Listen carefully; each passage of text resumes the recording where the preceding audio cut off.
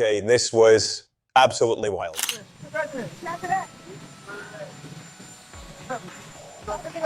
Stephen Myron was the signed Stephen Myron commission.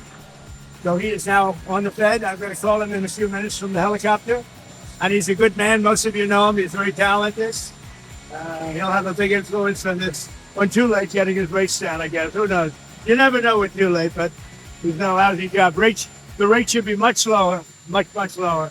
But I just signed his document and all of the papers. All it took was a simple question about his business dealings to set off an unhinged Trump claiming that an Australian reporter was hurting his home country and in turn could risk hurting US-Australia relations as a result. Am I getting that right?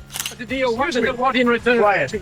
Mr. President, what are you hearing about the operation? So I apologize in advance to my family in Scotland if my critiques of the president result in tensions between Scotland and the United States. Not that they'd give a shite anyway, considering this is how they welcomed him. The Scottish government has bended the knee and kissed the ring. This is a protection racket. Donald Trump is a crook in charge of a criminal empire. He has come to Scotland and shaken down our government. It's like giving the school bully your lunch money. They will just keep coming back for more. Well, that's all everybody respects it. There's going to be a lot of jobs to here and great for America. And, in terms of even the relationship, our relationship is unparalleled, but it keeps it even closer. When you're able to have a good trade deal, it keeps it even. During a White House press briefing, ABC America's editor, John Lyons, asked, quote, "Is it appropriate that a president in office should be engaged in so much business activity?" With Trump replying it's his children that are running the business and most of the deals were made before returning to office. Now, Lyons then identified himself as from the Australian Broadcasting Corporation, and Trump responded with this. You're going to have hell to pay. The UK, you were to the UK today. What did you also achieve? Well, my relationship is very good with the UK, and Charles, as you know, who's now king, is my friend. And it's the first time this has ever happened where somebody was honored twice, so it's a great honor. And this was at Windsor. They've never used Windsor Castle for this before. They used Buckingham Palace. And I don't want to say one's better than the other, but they say Windsor Castle is the ultimate, right? So it's going to be nice. But basically, I'm there also on trade. They want to see if they can refine the trade deal a little bit. We made a deal, and it's a great deal. And I'm into helping them. Our country is doing very well. We've never done this well. We're having trillions of dollars coming because of the tariffs. They'd like to see if they could get a little bit better deal. So we'll talk to them. But primarily, it's to be with Prince Charles. And this came after, in the very same press conference, ABC's Jonathan Carroll pressed Trump about Attorney General Pam Bondi's proposed crackdown on hate speech following Charlie Kirk's tragic death. Carroll noted that many of Trump allies, and even Charlie Kirk himself, had said that hate speech is protected under the First Amendment. Trump snapped back in a way that the Trump of 2016 would likely take issue with, considering it doesn't seem like he cares about free speech anymore. And what do you make Pam Bondi saying she's going to go after hate speech? A lot of your allies say hate speech is free speech. There's free speech, and then there's hate speech.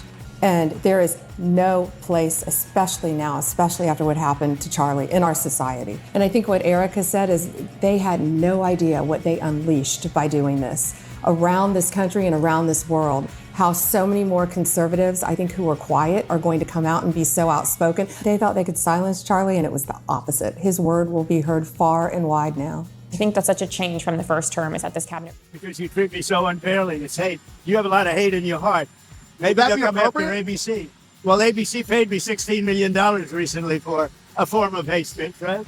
Your company paid me $16 million for a form of hate speech. So maybe they'll have to go after you. Look, we want everything to be fair. It hasn't been fair. And the radical left has done tremendous damage to the country. But we're fixing it. We have right now the hottest country anywhere in the world. And remember, 1 year ago, our country was dead.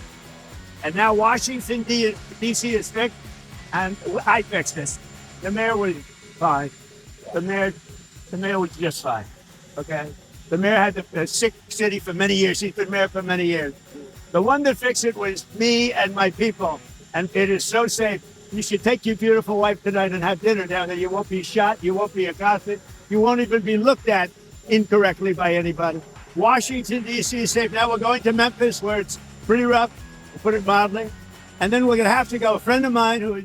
And what makes all this especially jarring, right, is how much Trump and the MAGA contingent have previously claimed to champion free speech in the past, insisting that it must be protected, even when said speech is inconvenient. We have to ask ourselves the questions as leaders.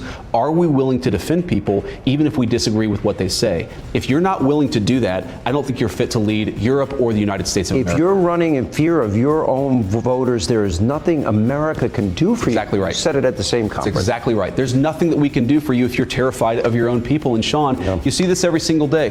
What are some of the biggest drivers of violence in these European societies? It's mass migration. It's people who haven't assimilated into European societies, who are driving cars into Christmas festivals, killing tons of innocent people. And very often, the European response to that is not to say, oh, well, maybe we should get control of our own borders. The response is to try to silence and shut down their own citizenry. That is a danger in Europe. It was a danger under Joe Biden in the United States of America. And look, of course, China is a major threat. It's a major competitor over the next few years, over the next few decades. But I have no doubt that America and Europe could take on whatever threats so long as we're strong internally. That's the biggest risk to our civilization. It's that weakness internally. That's what we have to fix. Today, he threatened consequences for just asking questions, something his vice president also echoed recently. So when you see someone celebrating Charlie's murder, call them out. And hell, call their employer. We don't believe in political violence, but we do believe in civility. And there is no civility in the celebration of political assassination. Get involved. Get involved. Get involved. It's the best way to honor Charlie's legacy. But if I know Australia, as I think I do, I don't think they'll be too intimidated by the strongman approach, especially considering that Australia's former Prime Minister, Malcolm Turnbull, had previously described Trump's admiration for Vladimir Putin as being, quote, like a 12-year-old boy who goes to the high school and meets the captain of the football team, calling it really creepy. When you see Trump with Putin, as I have on a few occasions, he's like the 12-year-old boy that goes to high school and meets the captain of the football team. My hero. It is really creepy. It's really creepy. Now, and that struck you at the time? Oh, absolutely. It struck everybody. It was like you could touch it. It was creepy. The creepiness was palpable. Are you trying to say they're having a bromance? No, I'm not saying. I'm just telling you what I saw. Regrettably, the Republican Party under Donald Trump, and particularly the right wing of the Republican Party, are very sympathetic to Vladimir Putin. I mean, I've been with Trump and Putin. Trump is in awe of Putin. Tyrants are often popular. You see, the key to democracy, liberal democracy, is that it empowers the majority, but it also, through the rule of law, constrains the majority. And if you get to the point where anybody who can muster a majority, and I don't think Trump can do that, by the way, but anyone who can muster a majority is given absolute power and then can do whatever they like to the minority, that's not a democracy. That is a tyranny. That is an autocracy. Even if it's got the support of 51% of the population, that is not what makes a democracy. A democracy, as we understand it, is one where the rule of law protects all citizens and the rule of law applies to all citizens, whether they're the president or the prime minister or an ordinary, elector. Now, this comment amplifies, how foreign leaders see Trump's posture towards authoritarian figures. Recent move from the Trump administration should have us all at attention. I mean, there's countless red flags here, from his threats of diplomatic pressure, explicitly warning that criticism from foreign media could become a talking point in international relations, and censorship by intimidation, framing questions as harmful, telling reporters, those of which asking tough questions, they're unfair and threatening consequences, which just completely undermines the foundations of free press. We need to create more opportunities for peaceful and respectful dialogue, respecting each other's fundamental rights as Americans. Censorship, using the long arm of government to silence people, to silence businesses and nonprofits and restrict their right to free speech, well, that will not solve this problem.